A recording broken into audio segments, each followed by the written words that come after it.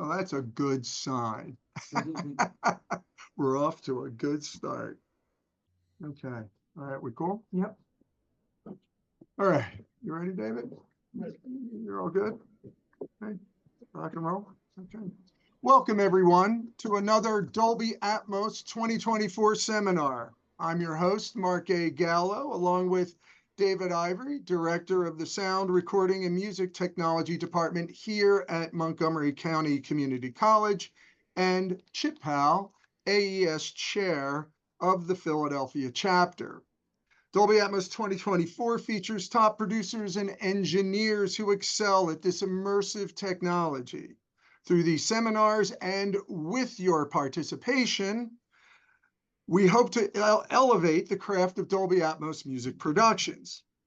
Tonight, for the first time, we're featuring a new segment at the end of this seminar, Dolby Atmos, the Art of Mixing, with Grammy-nominated engineer David Ivory right here in the mix room.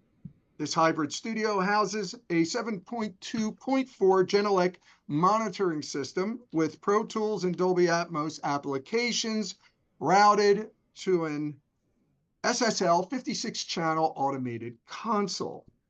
After my introduction, we'll lead right into our featured guests, Grammy-nominated music producer and engineer Ryan Ulyate. After his talk, we'll have our Q&A session. Now, before we start, let's go over some ground rules. Please keep your questions about or related to Dolby Atmos. We don't want to digress into topics that are not entirely relevant. After Ryan's presentation, I and members of our live audience will first have the opportunity to ask some questions. Then we'll take questions from our online audience. Questions from our online audience should be entered in the chat room where they will be monitored. Hopefully, we'll be able to get to them all. Finally, if anyone has any questions, suggestions, or comments about Dolby Atmos 2024, please send me an email at marc, M-A-R-C, at wemindthegap.com. Now, I'm excited to introduce our featured guest, who will be streaming live from his studio in Topanga, California. Hope I didn't botch that. Nope. To discuss his Grammy-nominated immersive album, Act 3. This album is available on immersive streaming platforms such as Apple Music and Tidal, but it's also available as a high-resolution digital download through immersiveaudioalbum.com. Their online store is where audiophiles can download and listen to high-resolution music in Dolby Atmos and surround sound. For decades, Grammy-nominated producer and engineer Ryan Ulyate has recorded and mixed music for some of the biggest artists in the industry. He has worked with Tom Petty and the Heartbreakers, Electric Light Orchestra, George Harrison, Traveling Wilburys, and members of Fleetwood Mac. Ryan has also been at the forefront of immersive audio since the mid-2000s, starting with the format 5.1, better known as surround sound. With the introduction of Dolby Atmos, which added height to the soundscape, he began creating immersive mixes from his studio, starting with Tom Petty's Wildflowers, aiming to put the active listener inside the music. For Tom Petty and the Heartbreakers' greatest hits release in 2022, Ryan did a deep dive into their original multitracks to select the right takes, match the stereo mix, and make stems to ultimately recreate the music into Dolby Atmos mixes. Although these mixes were painstakingly gratifying, they prompted him to consider a different approach when working in Dolby Atmos. Why not initiate the recording process with an immersive mix in mind? While one approach involves reworking stereo mixes into Dolby Atmos, starting with an immersive approach from the outset is clearly another. This philosophy is the genesis of his Grammy-nominated immersive album, Act 3, recorded and mixed specifically for Dolby Atmos. In our talk, we'll delve deep into this approach. And now, ladies and gentlemen, Grammy-nominated Brian Ulyate. Hey, hello everybody.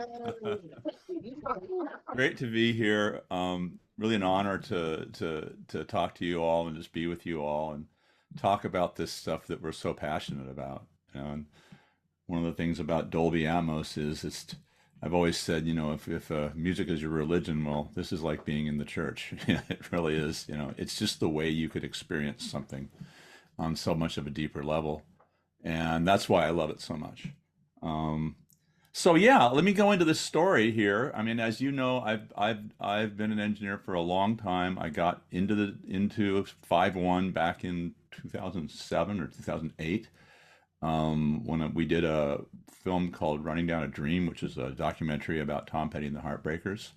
And then we started making, when I was co-producing with Tom and Mike Campbell the Heartbreakers records, and we did an album called Mojo, and that was one of the first Blu-ray audio surround sound releases. We had high resolution stereo 2496, and we also had 5.1, and I got hooked on it then. And when Dolby Atmos came out, it only got better. So let me see if I can share my screen, and I'll just go through my slides. I mean, if somebody wants to jump in, or Mark, if anybody wants to jump in at any point, feel free. I mean, there's a lot of stuff here. I just kind of threw it together. I wanted to do a fairly deep dive, and I wanted to kind of go explain my philosophy about Dolby Atmos and how I approach it. So let me see. I'll share the screen. I will pick this keynote here, and I will hit share. And yay, there it is, right? Everyone can see it, right? It works. Okay. All right, so there we are. So if I go this button, it goes to the next thing. So we're going to talk about this album, Act 3. So the idea with Act 3 was basically I had a bunch of song ideas that have been floating around my head for years and years and years. And a lot of times what I would do is I would just sing them into my phone in the Notes app. And so I finally had some time to put some of these ideas down. And my son said, Dad, when are you going to do your album? Like, hurry up. So I said, okay. I did it and went through all those song ideas and was able to piece together a bunch of music. Some of the things were little pieces I had dreamed. A lot of the stuff came to me in dreams. So I put it together. I made demos of the songs, and then I brought in a couple of my friends to help me with it.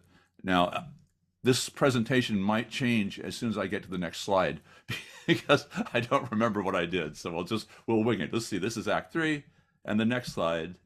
Come on, baby. We can do this. We're going to talk about, first thing we'll talk about the studio, my place. So this is the little 12 by 24 shed that's outside our house in Topanga. Topanga is kind of a artistic, kind of a hippie community in the mountains behind Santa Monica and Malibu. Known famously for Neil Young, for Little Feat, and Charles Manson, among other famous people. So when we got this house, I said, man, maybe I could turn this into a little studio. And I did. In about 2006, with the advent of Pro Tools and the fact that you could actually mix inside the box, so to speak, I could make this a studio. Obviously, I'm not going to put an SSL in there. So the inside of the studio now looks like this. So I've got the little D-command board, which is just basically a mouse. And then I've got a 714 system. They're ATC SEM50s. You can see them here. I can do this. Yeah. So there's left, center, right, left side, right side. And then the rears, you can see just kind of back here. Those are all ATC 50s. These are ATC SCM12s for the heights. I was really lucky. I had Brian Pennington from Dolby come and tune the room for me. I had Zach Winterfield and the people from ATC, and they helped really, get this thing together for me. And it's been a wonderful little room. So the other thing about the place is I have a big living room, and I decided to turn that into a studio. So, oh, by the way, there's the back of the room.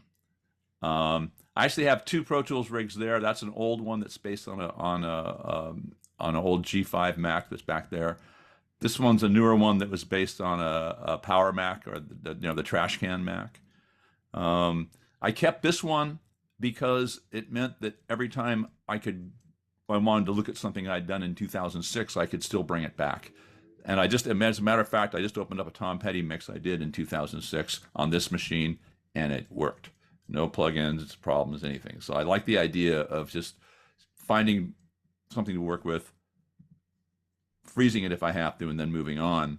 But that way I know I'm backwards compatible. I hate updating software. I really just like thinking about music and not why this isn't working. That's one of my philosophies. And that kind of also goes into my philosophy for mixing. So that's the back of the room. Here's some of the sessions that we did for the album. So this is the living room in our house. It's got about 22-foot ceilings. It's really a great room, and there's no funny, bouncy kind of things because there's enough places for the sound to go out. It's got a really good ambience to it. So this is the kitchen over here, and in the cabinet down here below the kitchen, the only kitchen that has a bunch of mic preamps and stuff in it. So it's basically I roll this out and I can record in the living room. So when we did this album, there was a couple people that I really wanted on it, and the drummer I wanted on it was my buddy Steve Ferroni. Steve is, in my mind, one of the greatest drummers ever, and he came and played on these tracks. I had already recorded them as demos. I had like demo drum parts, and Steve came in and listened to it, figured it out, wrote some notes to himself, and then came out there and nailed it, and took these songs and made them about 200 times better. You can see just from the way I mic'd it, it's pretty simple.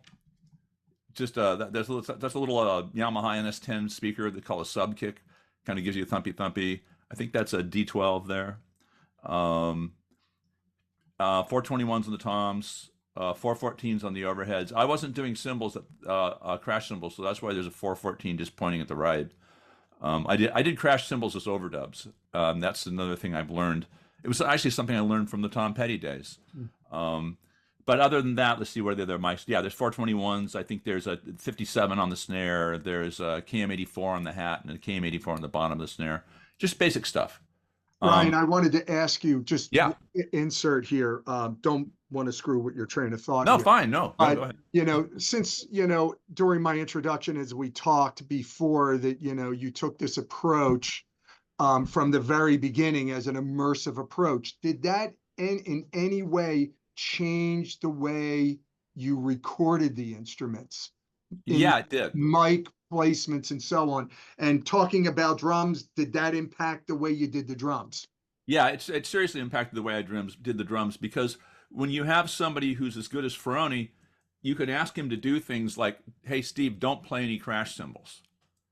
We'll put them on a separate track." So, or maybe it could be even sometimes we would overdub tom fills, and I wanted them on separate tracks because basically you have with like if you're doing crash overdub, for example, you've got the mics over the crash cymbals, then you've got room mics, so then you've got 4 tracks you can play with, and that means that in an immersive mix, the crash cymbals are not glued to the drum kit. Yeah. You can move them somewhere else in space. You can do tom-tom overdubs. So you have to, I thought of this stuff, a lot of it as kind of a modular thing. The other thing I'm reason about putting crash cymbals as an overdub is that I use the room mics a lot. And a lot of the sound of the drums and a lot of the power of the drums in immersive comes from having those room mics behind you. And it puts you in that room with the drums. Every time you hit a room mic with a cymbal, it kills it. It's just too loud. That's something I learned on there's the Tom Petty track. The original one from You Don't Know How It Feels from Wildflowers. They really liked the sound of the drums, and every time Steve would hit a cymbal, they said, "Oh, that's too loud. We'll overdub it." Well, if you listen to that record, There's no cymbals on that record. It's just boom, boom, bop, boom, boom, bop. And that's what makes that record so amazing. It's just kind of acousticy, kind of ballad, kind of folky kind of song, but it's got this killer drum beat. So I kind of wanted to replicate that, and get that power. So that allowed me to do that. Does that kind of answer your question? All right, so that's yeah, totally. I was muted, so okay. I'm muted. So fair enough. But, okay, but yeah, so great. Okay, moving on here. So that is Herb Peterson, who is an amazing, legendary guitar player. He's played with everybody, the Grateful Dead. He came in and played on some stuff for me. And then my main guitarist was this guy named Josh Hove. He was in a band called The Shelters that Tom Petty and I produced. And Josh is just one of these guys who's just such an amazing guitarist. He's great at coming up with his own parts, and he's great at also, you hum him something and he makes it work, he's very generous that way. He indulged me with my little melodic ideas, and then we found a way to make it work. And we would play stuff on the guitar that can't really be played by a normal human being, but he'd realize, well, if I don't play that lick on that time, I'll leave a hole and then we'll overdub that. So it was a very modular approach to everything. There he is in the control room. We had a tie line set up, so basically I recorded everything in the studio, in the living room. So there was a close mic on the amp and there's a distant mic. There's 2 mics on every guitar track. I didn't record anything direct. I wanted to get the sound of the room. And I think that's one thing that I was always really conscious of, is the more you can put your own sonic signature on something, the more original it is. So I really wanted to use that room, our living room, as the acoustic place where this album lives. So as much as possible, sound went through that room. Much to my wife's frustration. It's pretty weird listening to guitar overdubs just on the speaker, and then it just stops, and then it goes back and plays the same thing and it stops. So. But anyway, we got through it, and we made some amazing, amazing music. And the thing about Atmos is that as we were creating these parts, I knew what it was capable of in terms of the amount of sonic density, and I decided to make a pretty dense album. It's dense texturally, but it's not dense when you have, in the sense that it has too many parts fighting each other. And so I've kind of taken everything I've learned about how to make a record, how to make something powerful, how to put things in the right spaces. But at the same time, instead of one guitar melody, it might be 3 guitars playing it. So it's more of an orchestral approach. It's like a guitar section rather than a guitar.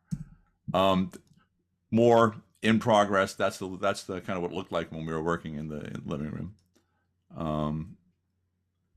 I have a question for you. Yes, sir. And another one. Now, you mentioned that you're using multiple mics. I'm assuming that in your immersive mixes, you're kind of placing them anywhere and everywhere you want. Is that correct, or was it dealt with differently? Yeah, it is, because this is not, this isn't the kind of thing where you're trying to capture a live performance with a really good, array. This is the thing where there's so many overdubs, that the space was created, like the drums pretty much anchor the whole thing in place. And then the overdubs are where you get the spatialization from. You get different parts coming out of the speakers. Sometimes I would use, like if you can see in this picture, you can see on this one, there's a close mic on his amp. This thing is just pointing. Sometimes I just pointed at the back of the room. And sometimes I would use that, but if I had too many parts going on, then it just gets to be a mess. So sometimes I wouldn't use the room mic. It just depended on what was necessary and where it ended up in the space. So we did all that stuff. Oh, I did go to East West Studios. My friend Steve Rucker, they have a really nice Yamaha C7 there. So we did a session at East West. That was the one outside session because it just had this amazing piano, and they've got amazing mics. This is Studio 2 where the Beach Boys did everything, and it's like a classic historic studio. I know Candace, who runs it, and she let us in and had a really good session. So we have I pretty much played all the keyboards on the thing except for the real piano, which was my friend Steve, who I've known for 40 plus years. We go way, way back. So now let's talk about, we did this stuff, we recorded it, we threw a million parts on there. I had to figure out how to mix it. I did. The way it worked with this system was that I have two Pro Tools rigs. One that's that one I told you about earlier that was based on a 2014 Mac trash can. That's the one I recorded everything on. And then I have a separate Pro Tools machine that I bought when I went to Atmos, which is now a Mac Studio. And once again, I just like keeping different machines for different jobs. I didn't want to really try and figure out how to do everything on one machine. I had all my plugins. I had everything that I was familiar with and comfortable with on this 2014 machine. So I used this machine to record. But the thing I did on it that's different, and it kind of gets into my philosophy about stuff, is that I realized that I can get from this machine, the outputs from this machine to the inputs of my Dolby Atmos machine with one 16-channel interface. And the why I do that is I don't use that many objects. Basically, I have a 7.0 mix, which is the bottom speakers. I have a 4-channel mix, which are the top speakers. I have an LFE, and then I have these things called Atmos 1, Atmos 2, Atmos 3, Atmos 4. Those are things that I can send over to the record machine that then I can bust and I can spatialize any way I want. I use those mostly for vocals. So what you end up with is, in this picture, this is kind of the routing of the output of the record machine. So I have a sub for the 7.0, and so I'm mixing everything in. You know, I can mix the 7.0. I have a sub for the LFE. I have the sub for the height, which is a quad, so it's a quad sub. And then I have 4 independent subs for the Atmos. When it comes time to print something, I put these tracks into record, and I record those tracks.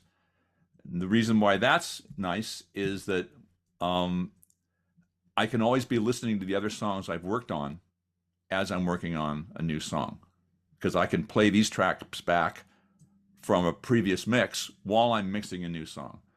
And that's one thing I got into a while back with mixing in the box. It just makes things so much more consistent. So now, So I want to pause you for a second, Ryan. yeah, So sorry for interrupting you there. So yeah, no worries. So your mixes are predominantly just using all 10 beds, correct?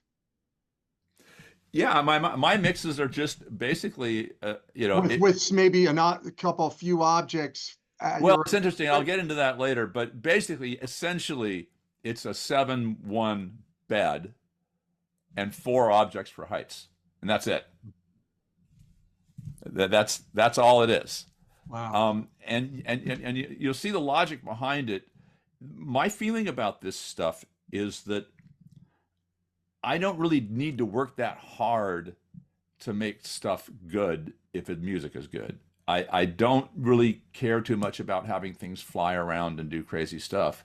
I really would rather just pan the things the right way and then have the parts do the movement. In other words, you get movement when you have something show up from behind you, or then it shows up over there. But that's just something I've decided I want that thing coming out of there. And the only time you hear it is when I decide to play something there. So it's not like I got to take this thing and move it all over the place to make it interesting. And I found also that in Atmos mixing, it's distracting. It takes me out of the music. It's one thing to hear Hendrix's guitar go from left to right when you're 15 years old and you've just gotten high. It's great. I love that, and there's a place for that, but it certainly isn't on every record. And I found that it's just a lot easier, and and more straightforward to just let the music do the work and not try and hype it with stuff. That's just me. And having said that, I've heard some amazing. I mean, Rocket Man is fantastic. So everybody has a different approach. This is mine. Rocket. So we get to the thing where here's the record machine. This is what we're doing. So this is 187 tracks. This song, I counted it last night. So, as you can see, there's a bit of density in this song. But I wanted to just use this as a way to kind of explain my philosophy. I don't know if you can see this, but let's just kind of look. I'll just go really quickly through there, right? So the kick right now is pretty much going to the left and right front speaker. You can't see that stereo, but it's a stereo panner, so it pans only between left and right. So it's actually going to the front. Then there's an LFE. There's a kick sub, and that is a thing that I use. I use a DBX 120, which is this octave box. You can get an octave below with it, and so I use a little bit of that and feed that into the sub. I also feed the regular kick into the sub. Then you get snare top, snare bottom. It looks to me on this one, I made it actually go across all three speakers. Even though it looks like it's only coming out of the center, I put the snare across L, C, and R because it's just, to me, that sounds better. Don't ask me why. The hat is a little bit to the right, a little bit pulled towards us. The overheads you can see are left and right, but they are a little bit pulled towards the mid speakers. So the side surrounds would be there and the rear surrounds would be there. You can see the panning's a little bit like that. The room you can see is all the way in the back. In this case, I did a floor tom overdub, and I decided to just put it back there because it was more fun. The actual drum itself, the overheads are there, the room is there. I put that DBX on it to make a little more thumpy. That goes to the LFE. Cymbal overdubs, separate track. The overheads are here, and the room mics are there. And once again, like I said, if you have them on their own tracks, you can push the room mics and get a really nice balance between the front and the back, and you get that space. Ride overdubs are the same, although it looks to me I put them a little bit more towards the sides. And there's a ride bell, which is on one of them. A shaker. So that's okay. We're just getting through percussion here. Then we get onto bass, like a lot of bass. There's a verse bass. There's a verse treble bass. There's the sub octave for that. There's the bass low. There's the chorus bass, and there's the chorus treble bass sub octave for that. There's the bridge bass. There's the bright bridge bass. There's sub octave for that, and there's the organ. So as you can see, I figured out a way to take bass and make it go on about 10 tracks. So, moving on to the guitars. I want to pause you 1 second there, Ryan. Sure. How hard do you hit the LFE? I hit the LFE less hard. I hit it. Michael Romanowski, who mastered this, won't let me hit it. I'm here. He's there. Hey. I just thought somebody just unmuted me, so I figured that was just in time. Sorry. Exactly. So I hit it a little hard, but Michael kind of tamed me a little bit. He kind of brought me back down to earth. But I like it. I'm a big fan of it. But Michael knows very well that you got to be careful with it. Yeah, you did great. It's just that's the last. It sounded great. It was just a little bit of polishing and translatability thoughts and stuff like that. I gotta say, just looking at this, Ryan, I hadn't seen this before. Sorry for jumping in, but go ahead. Man, I love seeing all the bass tracks as a bass player. Right on, dude. Right on. Now, the one thing you got to know about my tracks, and you'll see this at the end, they're not just because there's 8 bass tracks. It doesn't mean they're all playing at the same time. Yeah, it just means there's a certain sound and a certain balance for the bridge. There's a certain sound and a certain balance for the chorus. Sometimes I do octaves, sometimes I'll overdub something, but sometimes it's just so. But once again, when you have these tracks, it's great because you can just set it up and you get a certain sound. You go, okay, that's my sound for that bit. I like that. So it's not a number on the. It's not a mention on the number of tracks as much as it is your reverence for how important right bass parts are at the right time. That's what I'm high-fiving you on, right? Thank you. Thank you. Yes, I am. I'm not known as a bass player, but actually, Ferroni thought I was good, so that's Dude, that's I'll high take praise. it. So then we get into this song has a bunch of upbeat guitars, as a ding ding ding ding ding ding. So those upbeat guitars are made out of a lot of stuff. This fuzz is in the chorus. Actually, it's a descending fuzz line. An eighth fuzz and just a legato fuzz. This is my clean eighth note guitar. Those are Josh's eighth guitars. These are Josh's other up note guitars. These are my up note guitars on acoustic guitar. He's playing acoustic. I think that's the chorus. This is a bridge guitar part. This is a surf guitar on the bridge. This is a surf low guitar. These are the James Bond chords, which I call them. And those all go in the back, and they go in the heights. You see how these guys here are in the heights. These guys here, the low guys, are really towards the back. So you've taken all these. So what you're doing here is you're panning with the panning. You're just getting this kind of guitar orchestra, and Atmos lets you do that. It lets you layer stuff, and you can hear this. You can hear this kind of richness that in stereo you might go, oh, that's just too much, or it just cancels itself out, or it just blurs it. In Atmos, it works. So that was one of the high end guitar parts you put in the height speakers, correct? The height speaker, the upbeats are, let's see, the acoustics. These are everything down here. Oh, my clean guitar these are in the heights. There's two guys in the heights in the back. These guys are all the front and the back. These guys are front. Everything that says 7-0 are in the front, but these guys up here are in the heights. I mean, just put the 7-0 are in the lower, not the front, but the lower level of stuff. Your level. Yeah. Exactly. And it's just a matter of moving this stuff around until it works. So those chords that I've got, and then I have some reverb guitar answers. I have some surf arpeggios, which is ding ding ding ding ding ding ding ding. I've got some glisses, which is fun. Those are in the heights. The glisses are like the that kind of surf thing. I actually did pan those in the heights from back to front, so there is something going on in that. There's lead guitar answers. There's tag guitar double stops out there, that kind of thing. Then there's on the intro, there's a surf kind of a melody where he's just doing like a mandolin part. So there's all these parts on that. Those are all in the height speakers. What do we get now? Now we get the proper guitar solos.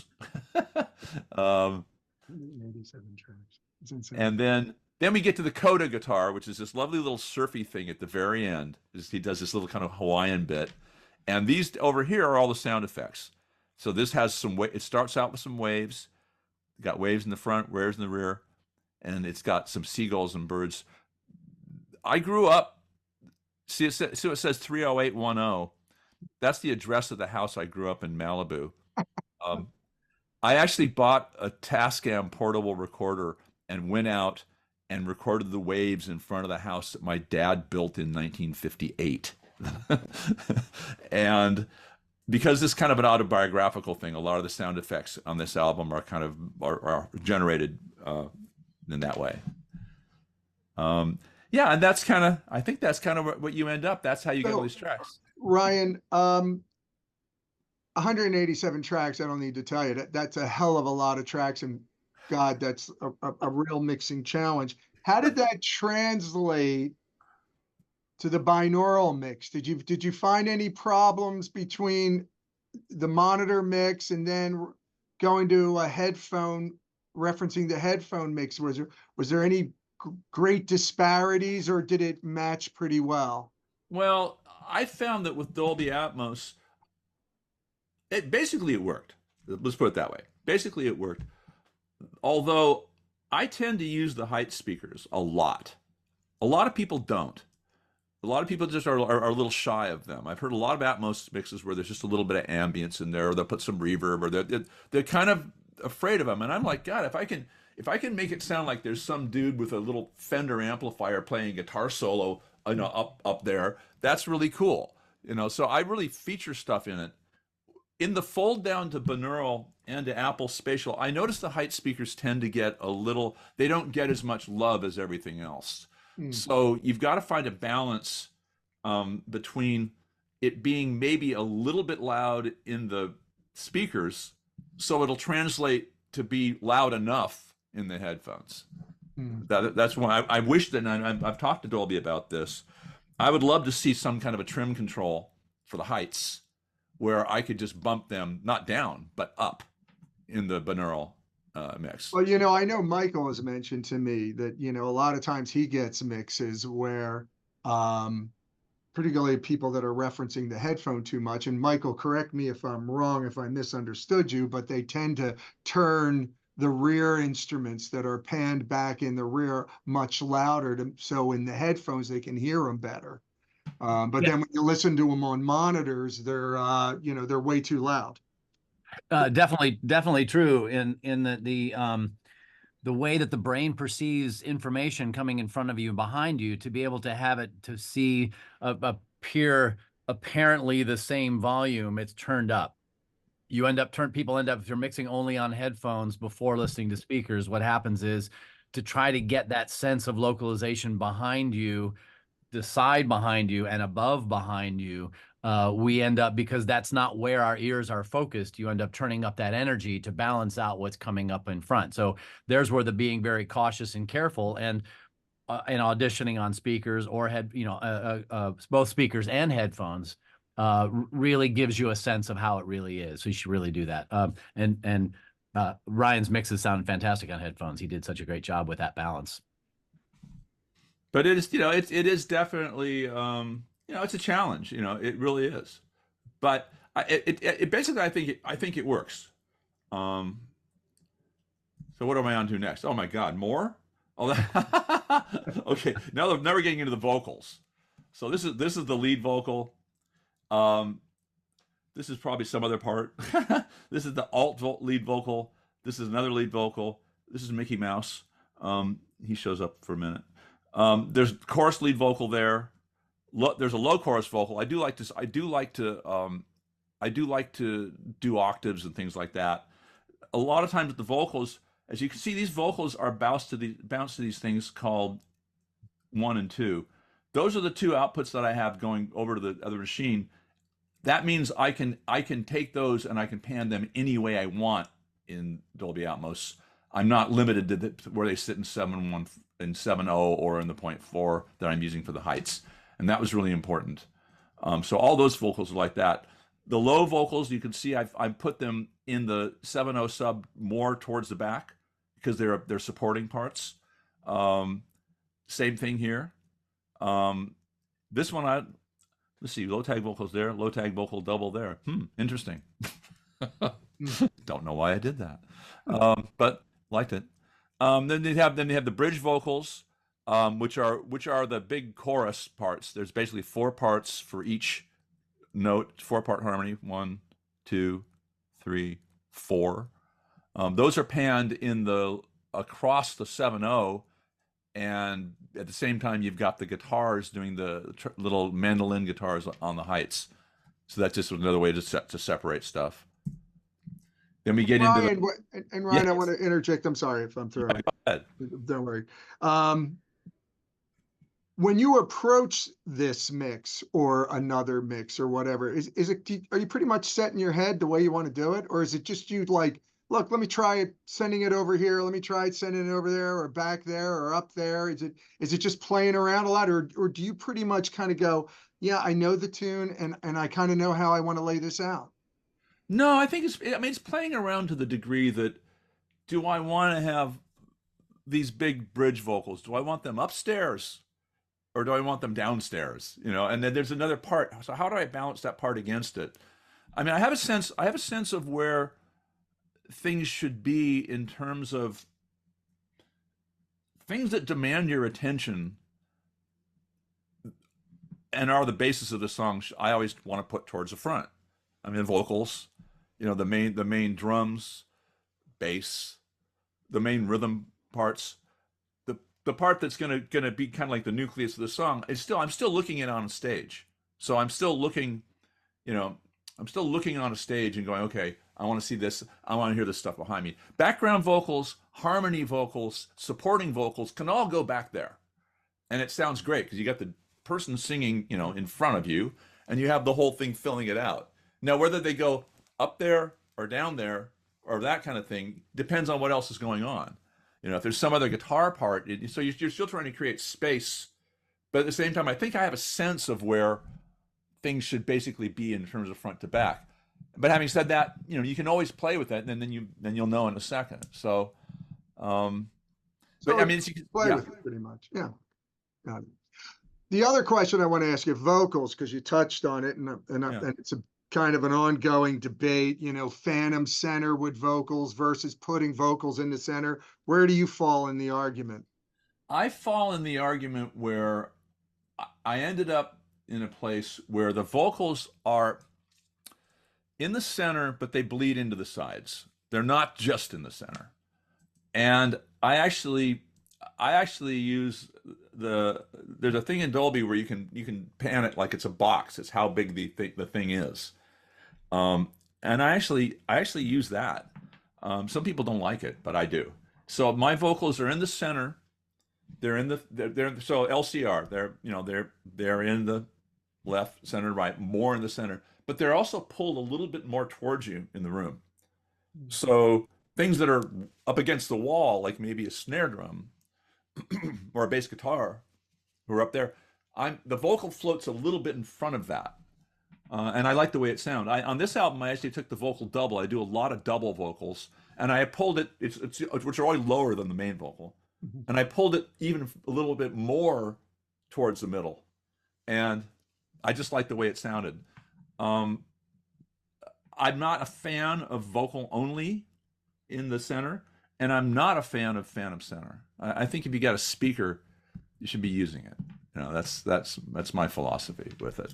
I've heard some phantom center stuff in large theaters because, you know, with Atmos, Atmos, the thing about it is you're making it for your room, you're making it for your headphones, but you know, it should work anywhere. And I've heard some of this stuff. We did a playback of this thing at the Dolby Vine Theater in December, and I was really happy with the way it sounded. I've heard some things with phantom center in large theaters that just sound wrong. It's just too big a gap, and it doesn't, you know, it just doesn't translate. You really don't know where the person is. So another reason. Let's see. I'll move on here to this last thing. Yeah, I'm going to pause you 1 second, Ryan. Okay, man, sure. Michael, since you're online here, what's your thoughts on that about vocal center, phantom stereo, whatever? Thoughts on that? Yeah, you know, I was first comment. I love what Ryan said about, you know what, I just liked it and it sounded good. Like he's using his ears, he's using his experience and his expertise about what he wants for creatively and say, let's try this. This just sounds good. I like this. So I love that, and encouraging anybody that's getting into this to just play and try things and have fun. And if you like it, you like it. Like that's the thing. If it sounds good, do it. If it doesn't, don't. You know, that's a real easy, you know, sort of top line, a lot of best practice. As far as the center goes, you know, I will say that the center, what I find is that it sometimes it is music, it is content specific. Like sometimes it depends. Like if you're doing a symphony, it's a little bit different than doing a pop record, etc. But I agree with Ryan in that I think that when I'm mixing something, for example, I'm not putting equal parts across the center. You know, there's a vocal, and in this world, in this space, I want to hear it coming from a point source. So I do exactly what he does, is I'll actually bleed out to the left and right. I'll put it in the center, and I'll bleed out to left and right, you know, 6 or 8 or 9 dB down, just depending on what the project is and what it needs, you know, to give it some focus, but to also give it some girth, you know, at the same time. You want to hear it where it's coming from, but you also don't want to hear it only from that spot. That avoids the problems that, you know, Ryan's fully, you know, we've talked about tons, aware of in the past, that the old 5-1, you know, nobody in surround days wanted to put the vocal in the center because, you know, the thought was it was going to be stripped out and used for other purposes, or somebody was going to solo it and hear their vocal only in the center channel. You know, this way you kind of get the best of all worlds. It's a definite anchor. And I actually agree with him as well on the pulling it forward a little bit off of that wall. You've already got things going on the wall around the 7-1 around the bed. So, you know, bring it in just a little bit closer, brings a little bit of sense of presence to it and helps with that sense of depth. And then when you've got it off to the left and right a little bit, you know, there's a sort of a triangle sense. I don't know how to explain it in another way, but you sort of see a point source in front of you, and then it kind of goes off to the, feels like it goes off to the sides, you know, kind of bleeds back that direction a little bit. Yeah, I do agree with that. You know, it's the running age-old question of use the center channel, don't use the center channel. Use the LFE, don't use the LFE. And, you know, each engineer, each artist, each producer, and frankly, the content and the style of music kind of dictates what the best practice for that is. And right back to the beginning is, if it sounds good, do it. You know, if you like it, do it. There's a great story. The first thing I mixed in surround was the concert for George, which was the George Harrison Memorial Concert that they did. Eric Clapton did at the Albert Hall in 2003. What a way to get started. Yeah, that was quite a way to get started. And the funny thing is, it's a good story. So the funny thing is that I was working with Jeff Lynne at the time. You know, that's where all the ELO and the Wilburys and all those connections come in. George Harrison for my resume. And he didn't have a 5-1 system. And so I said, well, we could do it at the Village. And I knew Jeff Greenberg at the Village, and they had a really nice room there. And so I said to Jeff, I said, hey, I'm going to do this 5-1 mix. I've never done a 5-1 mix. Is there someone I could hire, you know, who does a lot of 5-1, who I just, you know, so you know, an engineer who'd be willing to, you know, go to work for me for a day and show me how to do it. As it turns out, the guy who they invited, who I ended up calling up, his name is John Kurlander. John Kurlander, if you don't know, was the head of engineering for Abbey Road. And at this time, it was a top secret project. And so he goes, sure, I'll come down and help you for a day. What's the project? I said, I can't tell you. So he gets there, and I said, it's George Harrison. And he goes, you realize I punched in the guitar solo for something. So, you know, that's who I had. And he said to me, he gave me 2 tips. First of all, he told me about the DBX 120, which is this really cool sub-octave box that I've used extensively since then. And then the other thing he told me is like, look, you've got 5 speakers. You should use them all. And I'm like, yeah, I've got the speakers. Let's use them. So that's always been my philosophy ever since then. Okay, so where are we at today? Okay, lots of vocals. They're in the heights.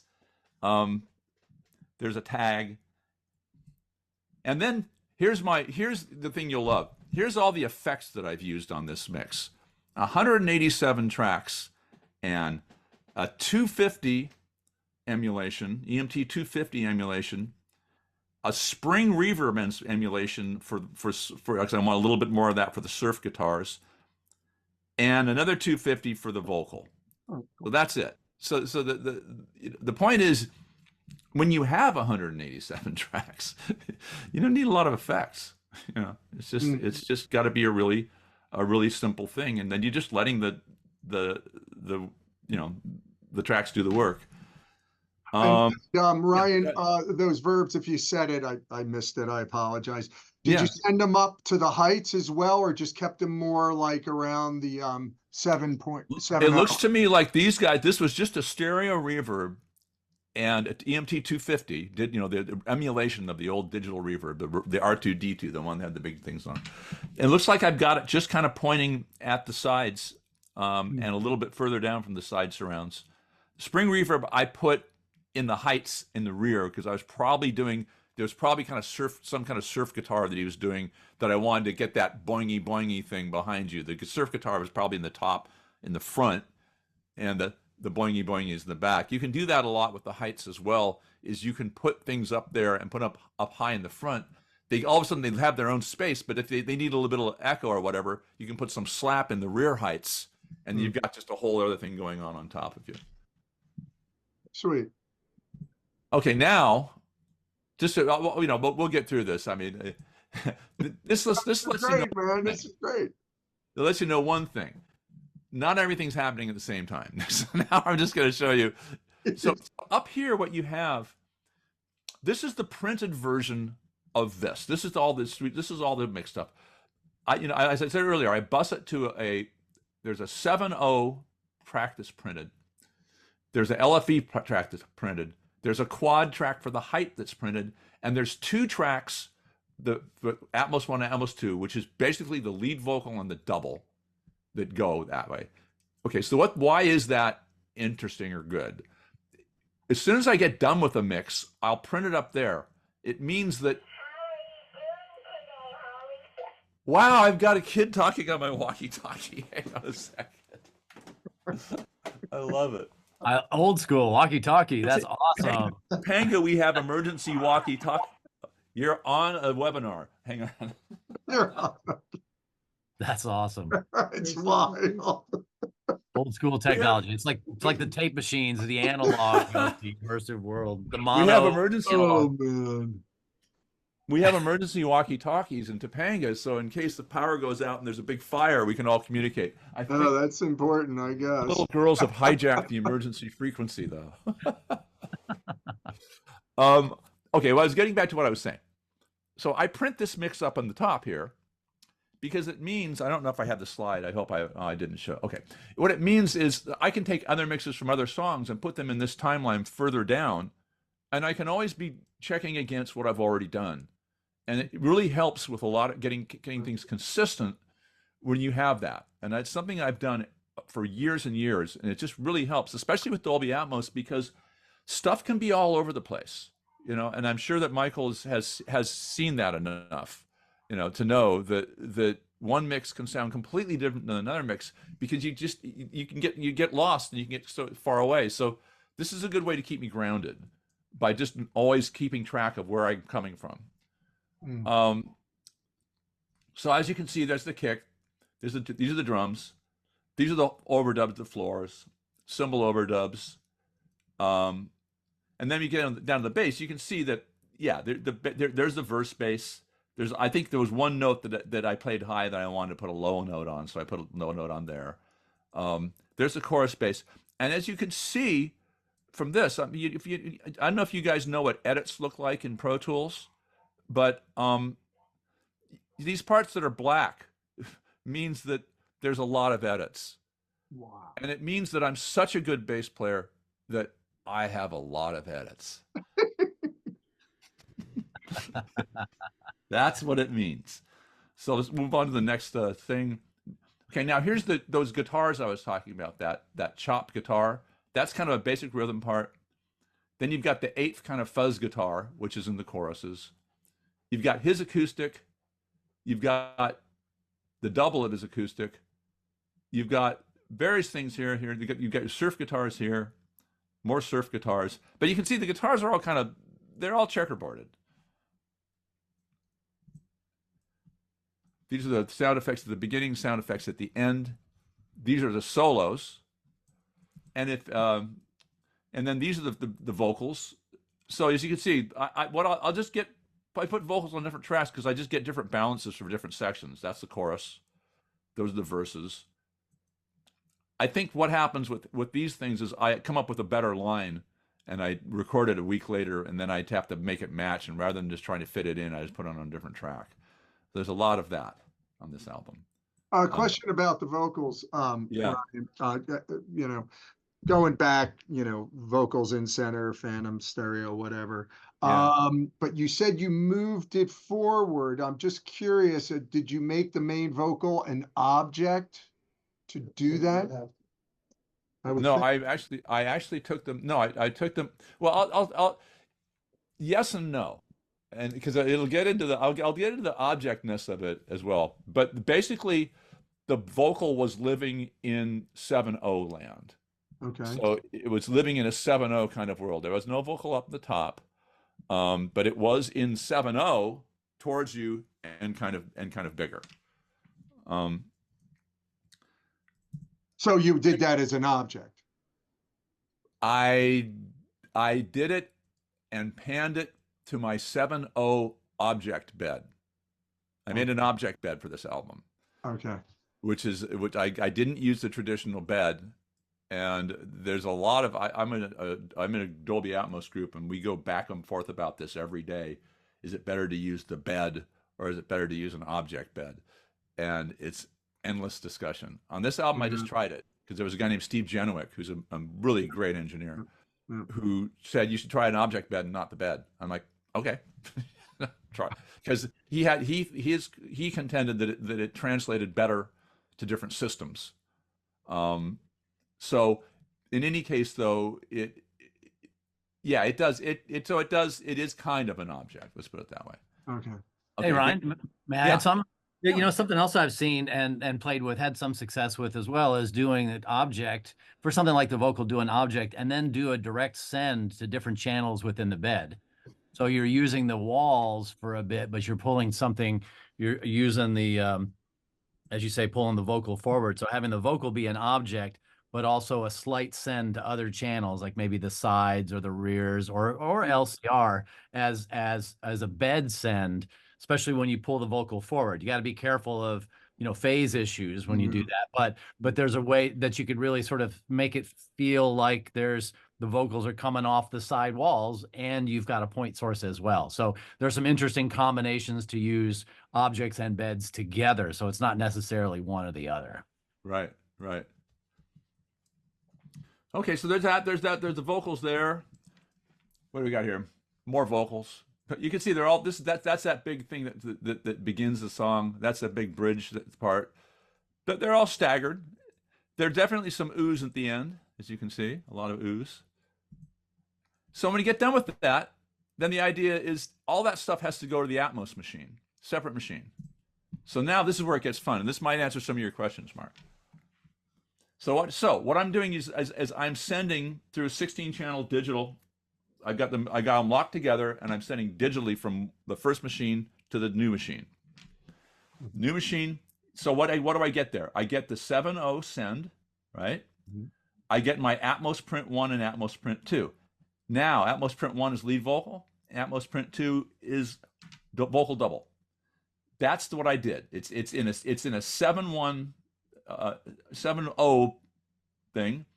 I used the size, which is that little thing, and I pulled it to that far out. So you can see it kind of does that. The double, I pulled even further out. And those things, so those are now going to I created a 7.0 subgroup, right? The 7.0 subgroup goes to 7 objects: a left object, a center object, a right object, left side surround, right side surround, rear surround, left up, right top, left top, rear, right top, rear.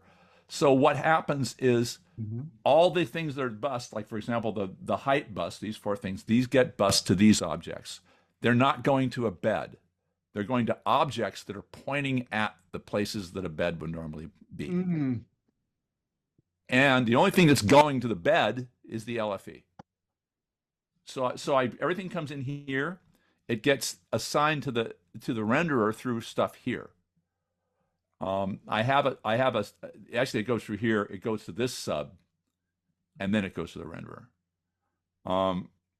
That way I can do things like, for example, I can decide that this track sounds a little bit duller, so I can actually brighten it up or whatever. I can use EQ on this sub on a song by song basis.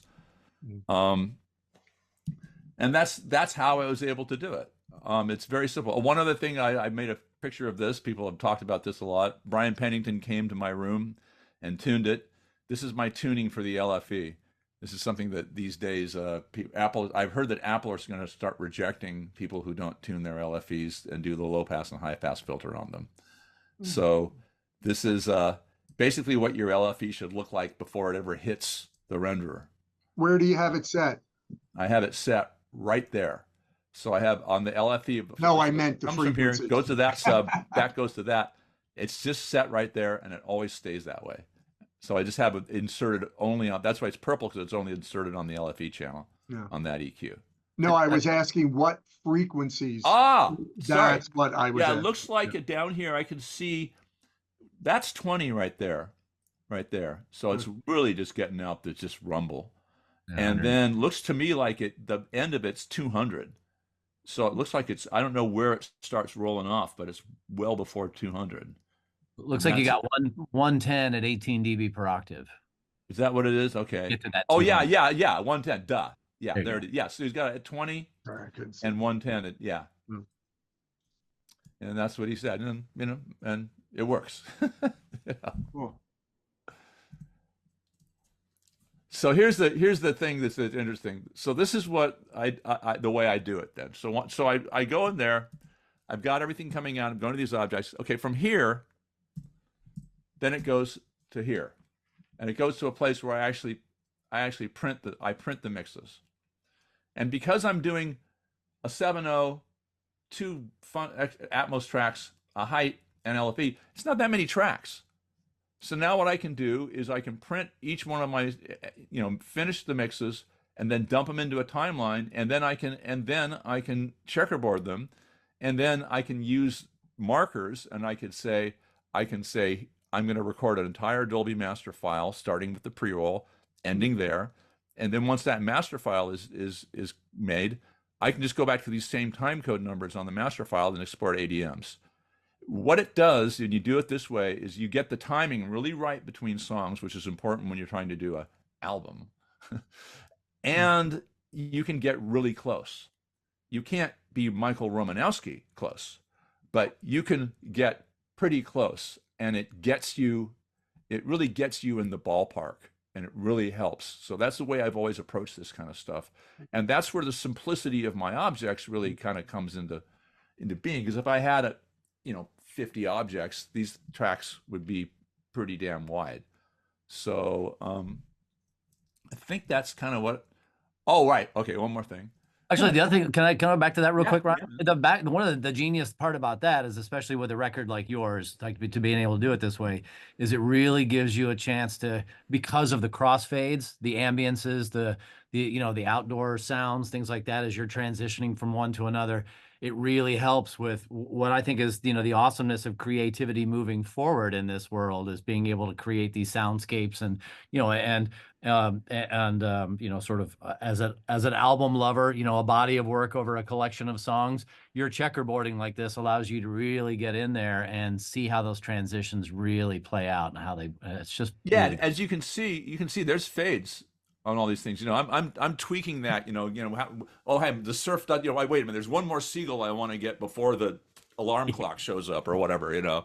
So yeah, it really does help in that way as well. And it also, as you can see, I've also got the stereo mixes up here.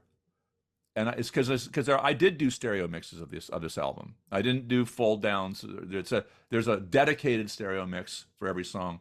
So that way I put them in the timeline and I make sure that they are exactly the same length, so that's just, obviously that's really important as well, getting the stereo and the Atmos mixes to be timed properly. And Michael, since you mastered this album, just from a macro perspective, did you do it as he has it laid out as the entire album, or did you focus on specific songs and then relay it out the way he's done it?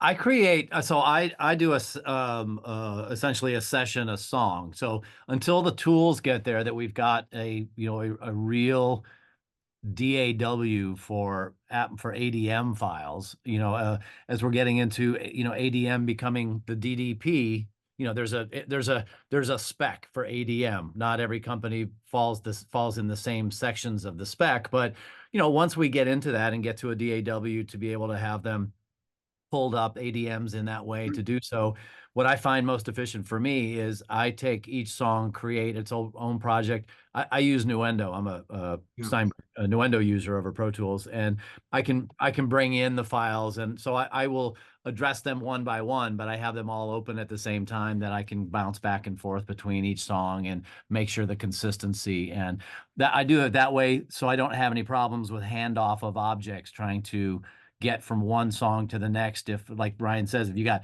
if you say you've got 70 objects, you can't hand off 70 to less than 70 right away. There's a, I believe it's 50 millisecond handoff time. And when you've got something like this that has crossovers between them, that just doesn't work. So, so for me, for something like this, I treat them individually, simultaneously, individually, if that makes sense.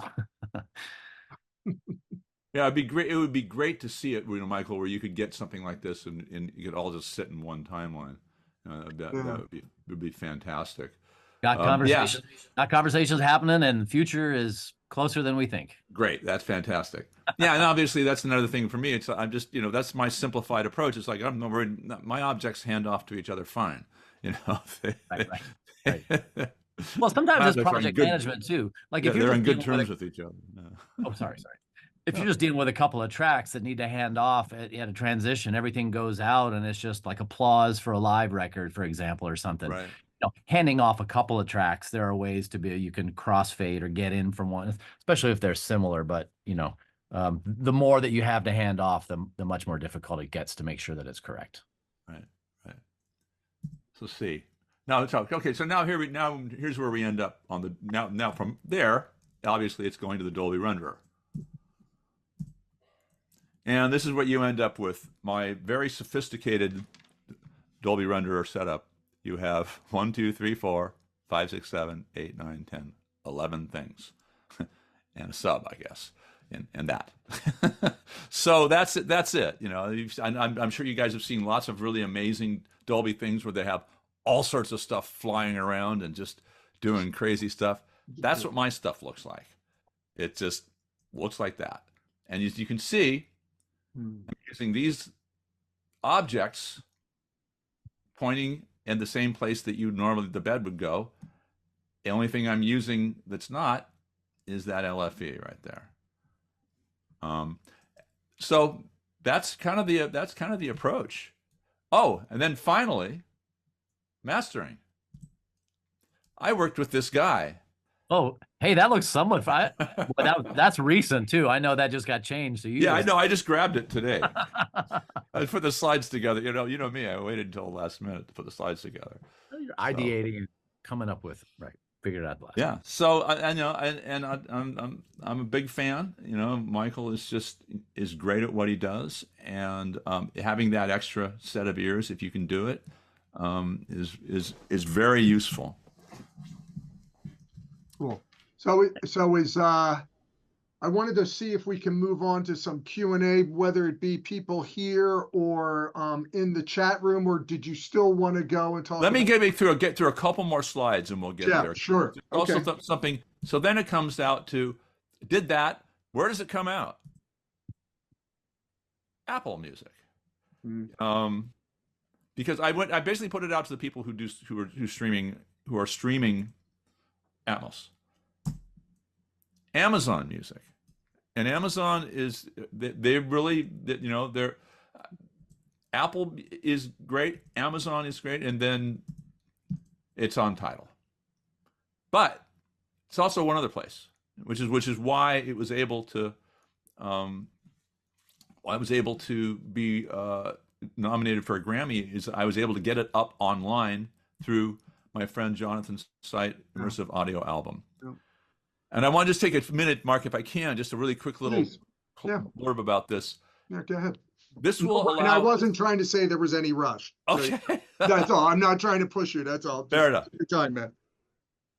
So this site is a place where you can put immersive music up and they sell files. What does that mean? It means as an artist, I could actually make some money that way more than I would if I was streaming. Certain artists can make money streaming. Chances are I won't. But Immersive Audio Album is a way, and it also gives you these files that are really high quality. So I was able to put the album up on Immersive Audio Album. You can see it there. You can buy it. You can add it to the cart. You get the file called Dolby Atmos MKV, which is a particular kind of a video file, Matsushita, and MP4. Now you have to be a little bit of a nerd to be able to play it back.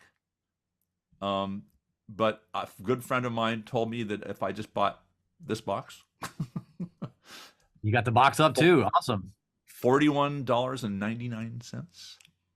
And what this will work, what this will do is you could basically play the files through this. You need to have a video screen to set it up, and it has HDMI output. And then you need to have some kind of a sound system that takes the HDMI, which could be a Sonos system. You know, all the sound bars, and it will allow you to play these files back, and they sound fantastic. I played them back in my studio, and I couldn't tell the difference between the MKV Dolby True HD MKV files and the master. And I'll be a testimonial here, Ryan. I bought your album from immersiveaudioalbum.com, and I played it through my, and I only played it through a 5.1 surround sound. I have a home theater there, and it was amazing. It was amazing sounding. It really, that's great, and that's the great thing about the Dolby Atmos thing too. Is like a lot of people have 5.1, but you know what? It's fine. You know, it's good in 5.1 too, and the Atmos figures it out, and you know, and makes it work. So the MKV files, I will say the other. Oh, sorry, Ryan. The other thing too, that thing will play any kind of files. That thing is awesome. If you can, people can't see necessarily the I/O on it, but there's HDMI. You can. There's a place for a hard drive, so you can do file playback, and it'll do everything from, you know, the MP4 files to the MKV files. Mark, that's awesome that you bought his record and hear the difference between what streaming does and what lossless audio does. Like that's a teaching moment for you right there as well, as being able to show people the differences and where we're trying to get to. Exactly. Yeah. I mean, I think there's a place for streaming. Streaming is great. At least a lot of people hear it. But you know, there's something about having something that makes it different. You'd listen to it in a different way. You know, you're going to listen to it in your home. You're going to maybe hear the whole thing. There's just something about having the thing that just it has there's a certain meaning to it, and it kind of forces you to interact with it in a different way. And that's what I was aspiring to with this album, was trying to get to that place where smoke the thing of your choice or drink the thing of your choice and spend 45 minutes. And get lost in an album like the good old days. I mean, like Dark Side of the Moon. So it's kind of what I was going for. This is probably an okay time to do some questions. I can see some things up here. I've got one more little thing I can show you as a kind of a coda to this, but we might as well take a break here and just see what people want to talk about.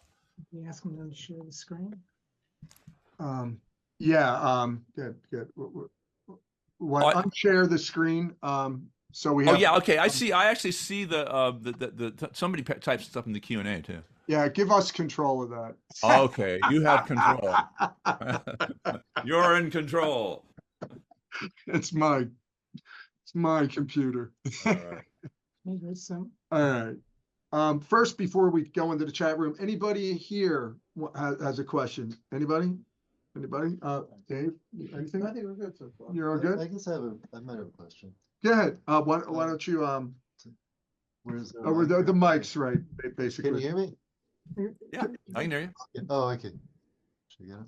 Go ahead. Well, my question is about, you talked about the Phantom Center, obviously, versus center speaker in the front, but have you experimented at all with the various Phantom Centers between the other speakers, like between the two left and right front and left and right rear, like that side Phantom access? And is there any thought that you put into positioning things, whether it's directly at a speaker or in between, based on the various Phantom Centers, and even like a super Phantom Center in the listening position where various axes cross, like for low end, for example, ever like putting low end anywhere but on the front wall?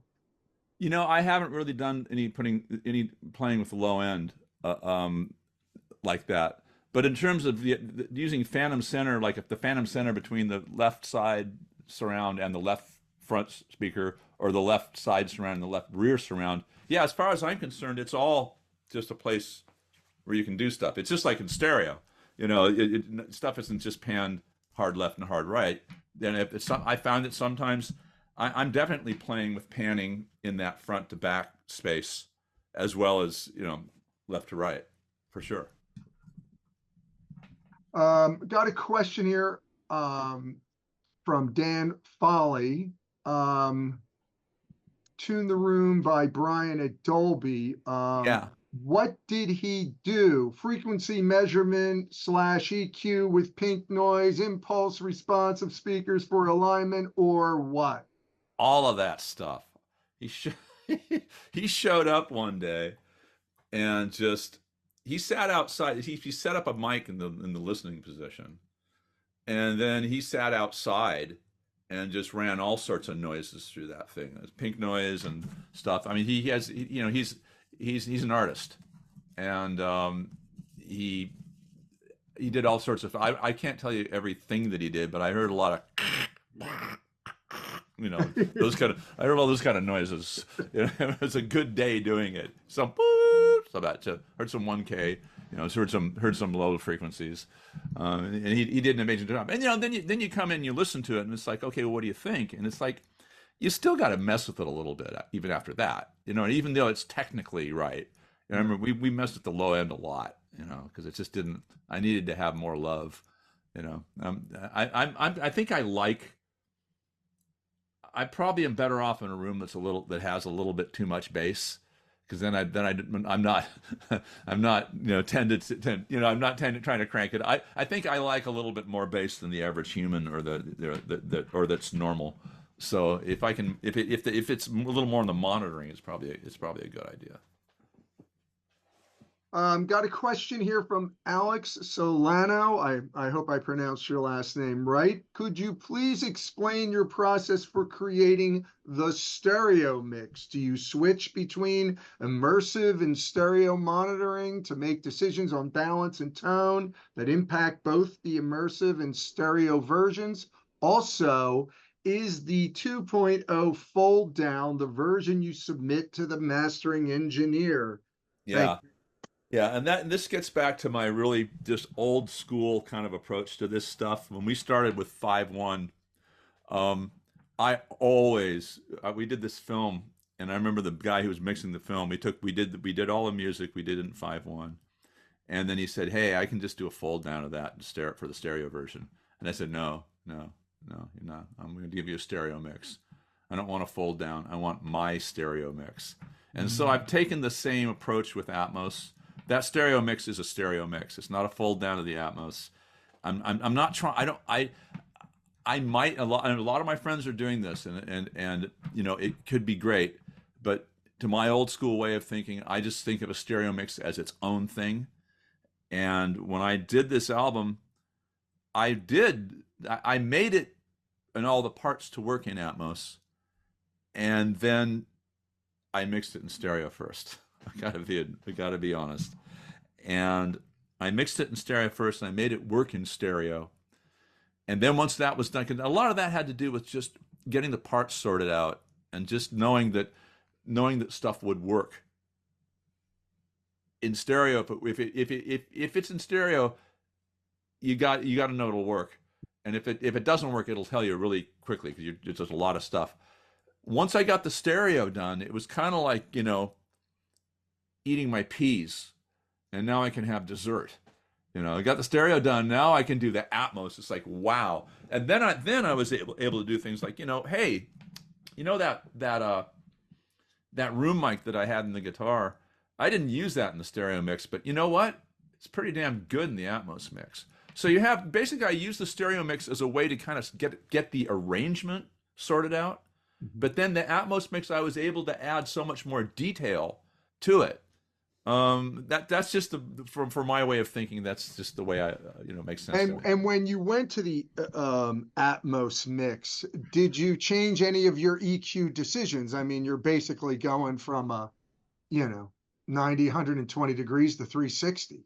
Yeah, I did, and I find that with Atmos, a lot of the stuff that you do in stereo to make it work is adding a lot of edge to it.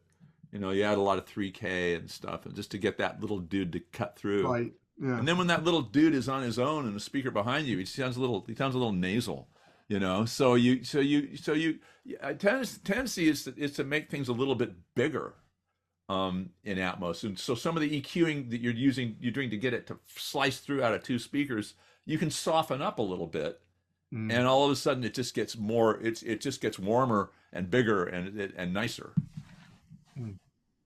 Question from Jason Orr. Why separate the ceiling quad from the 7.0 object bed? Why not make yeah, a 7.1.4 object bed and pan within that? Was it not available at the time? That's exactly right. Exactly right. It was not available at the time. Yeah, I'm using an old version of Pro Tools. So I don't think I don't know. I mean, there's somebody who's listening, who's on the event can tell me. I don't know if you can do a 714 panner in Pro Tools. I will say that's one of the reasons I use Nuendo and have for a long time is because it can be, up to 22.2 or higher Yeah. if you want. And so having that bus structure is Yeah. something that helps me be flexible with client the way I need to in that direction. So yeah. Yeah, so that's the one thing the good person flagged that. That's the one thing I was not able to do is do any panning between lower deck and upper deck, between 7.0 land and height land. They're pretty much separated. It's kind of like Phantom Center. Phantom Center that way,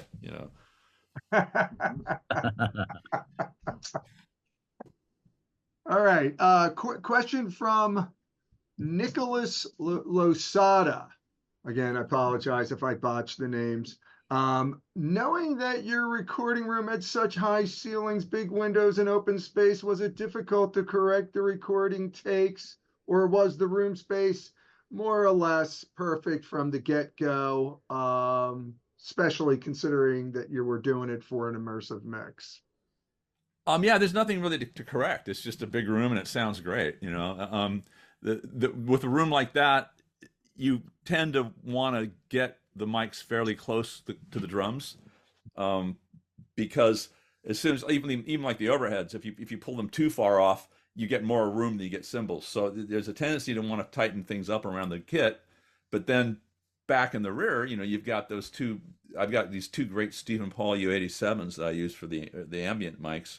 I wish I had actually had a couple more that I could have put up. I didn't put up any height mics, but I also kind of figured that, there's going to be enough crap going on this album that, once again, I filled that space with overdubs more, rather than, because once again, it's just like finding a place for stuff to live.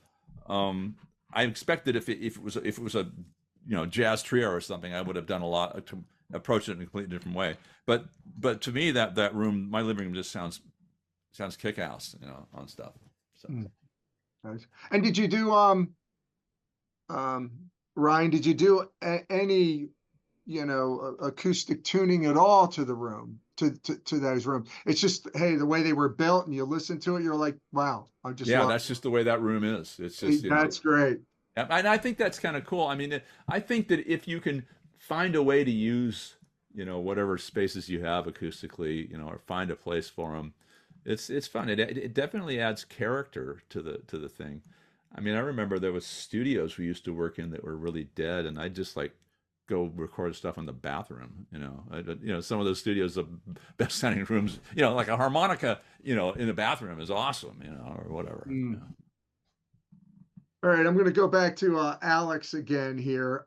Question, and we're back to vocals again. Vocals seems to be a hot topic here. When you pan your vocals to the front LCR, do you utilize the center divergence percentage to distribute the vocals from the center channel to the phantom center?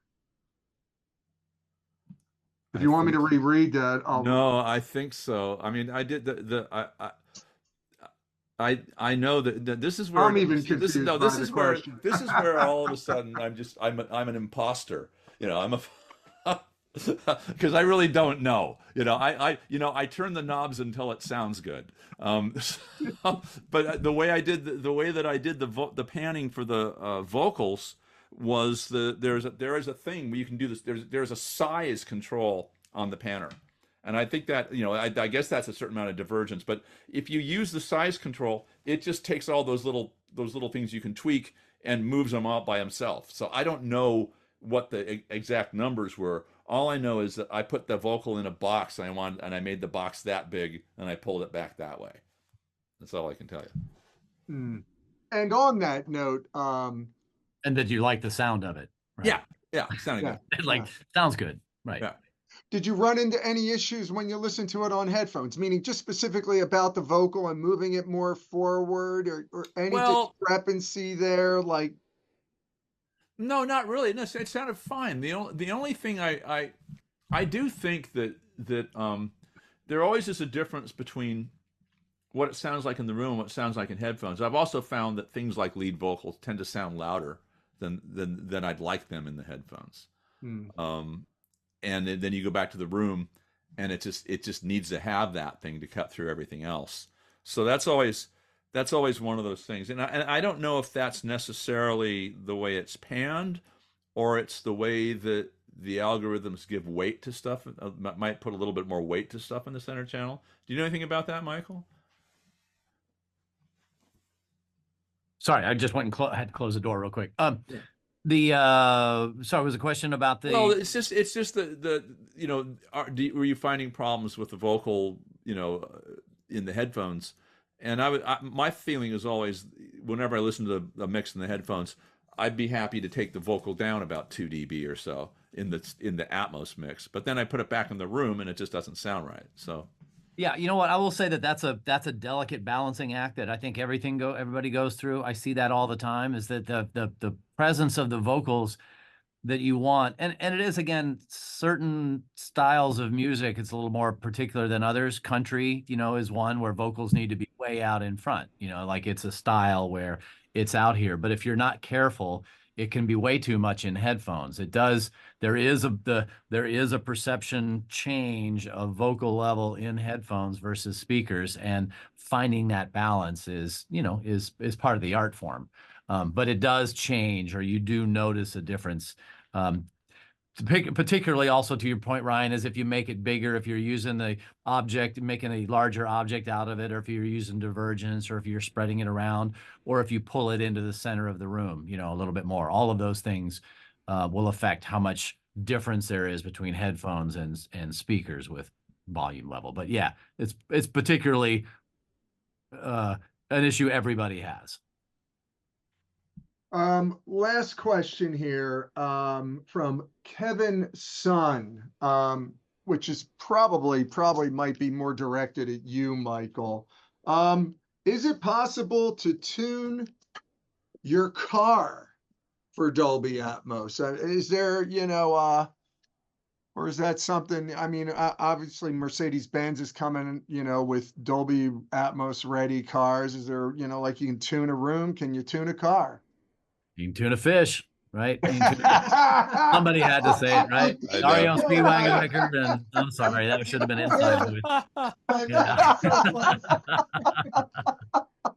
Okay. Yeah. Yes. I mean, it depends on how far you want to get into it. Yes. Does a stock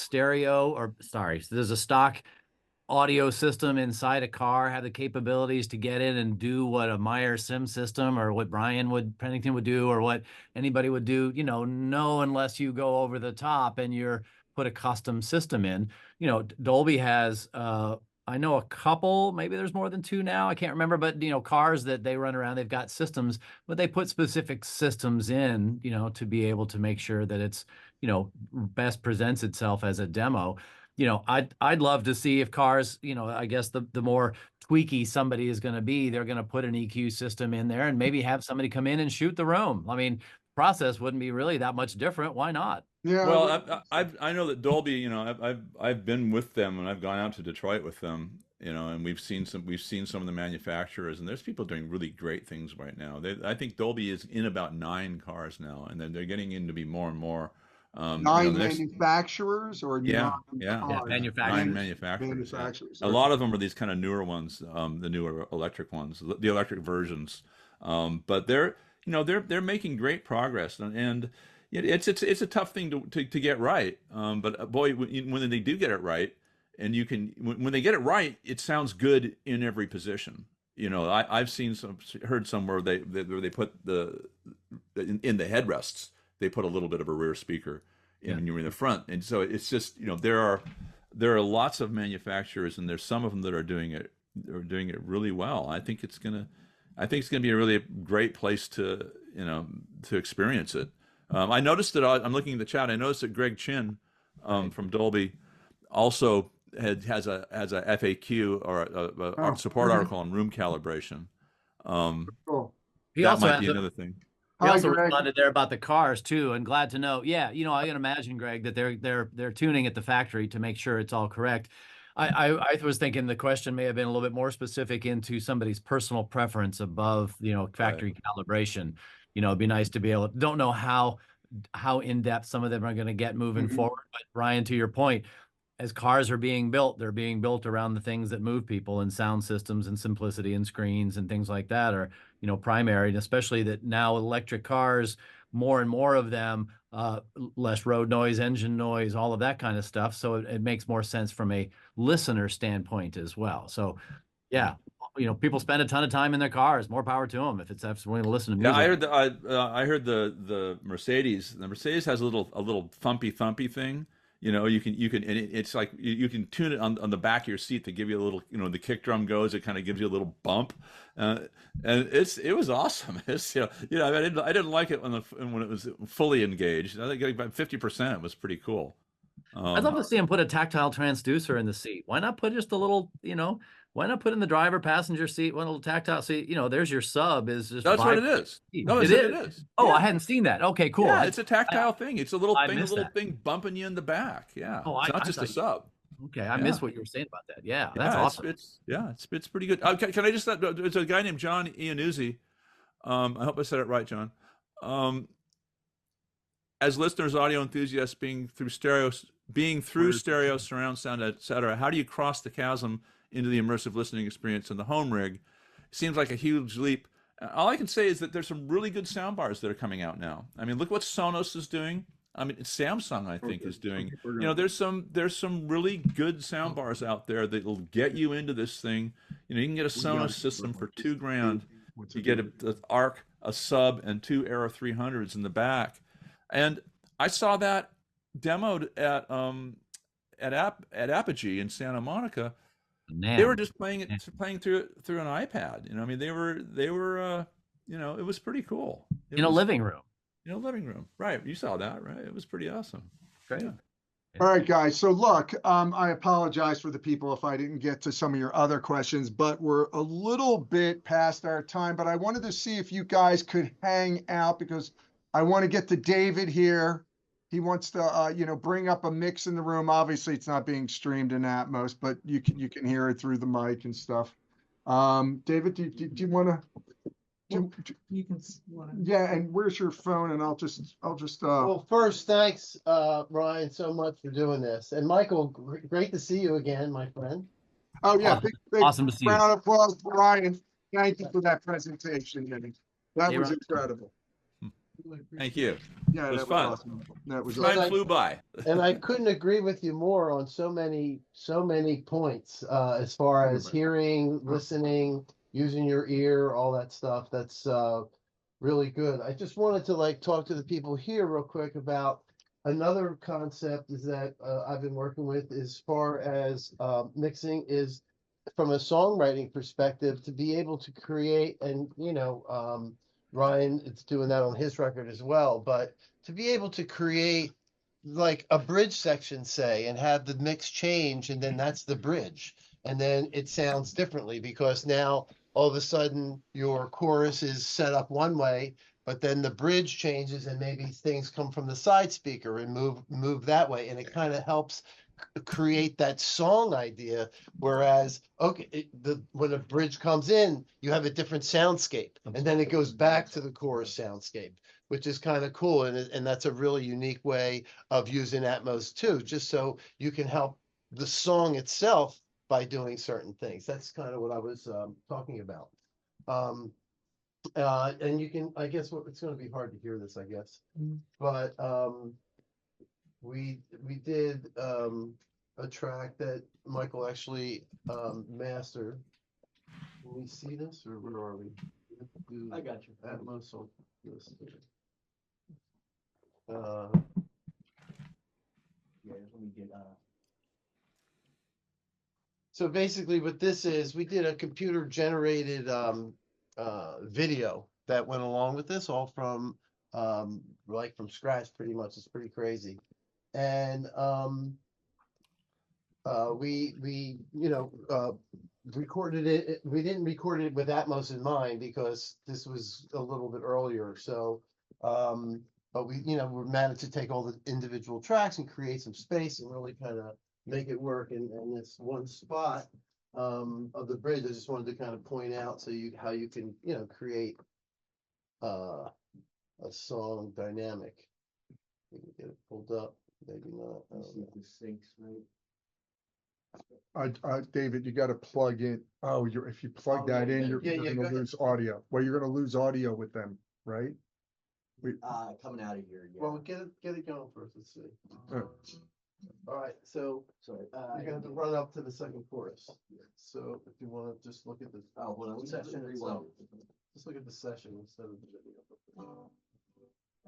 Yeah, because the session get into the middle. Oh, of course. Let me see the session. So I assume they can still hear it. Yeah, Well, they'll be able to we hear. can't the hear camera. them. We can't hear them, but they can hear us with the Yes. mic. Okay. All right, that's all I want to know. They can't hear it, whatever. Here, let me just get this right here. Just play this. Amelia, my advice to you. All right, so here we go. So here's the verse, and you have the.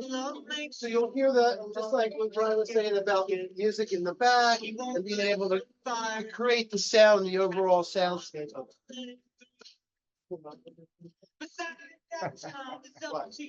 Oh. Tell me, no, I speak truth. This life could sure to die. One else's So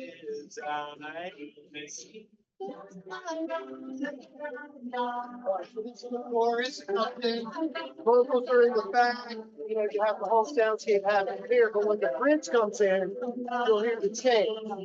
about letting go.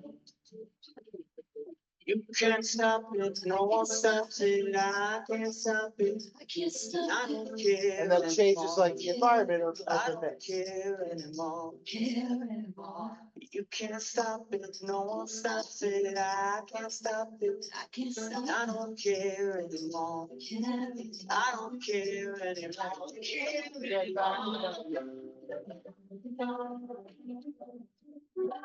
So that's kind of just was like the thought process about that one particular spot, to like kind of bring that bridge in and change it around.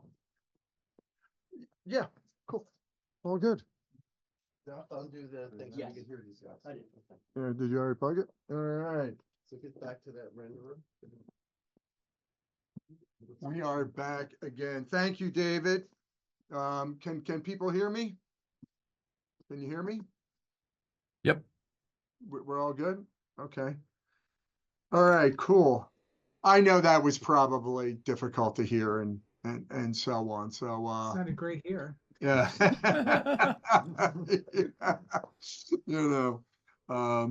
But listen, thank you, Ryan. Thank you for a tremendous presentation. Really, that was Thank you. really My pleasure. awesome. And Michael, thank you for taking the time to join in. Yes, for sure. Yeah, thank you, Michael.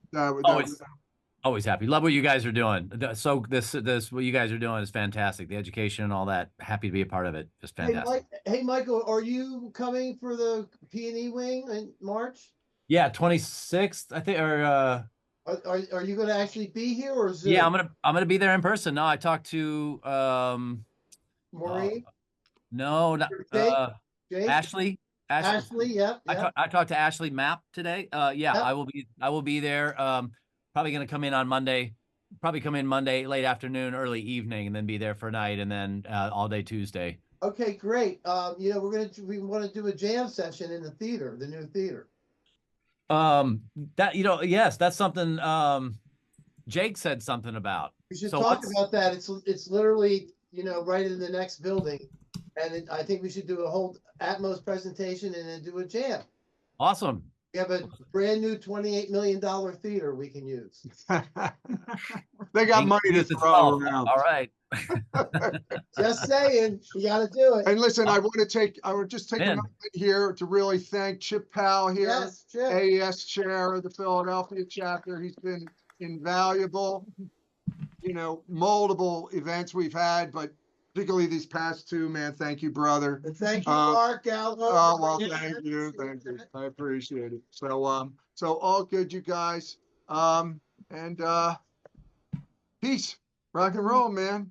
You know, Thanks a lot. All right. adios, Bye, amigos. everybody. Thanks for showing up. Peace, love, and rock and roll. Right on. Bye-bye now. you. Bye-bye. Great event.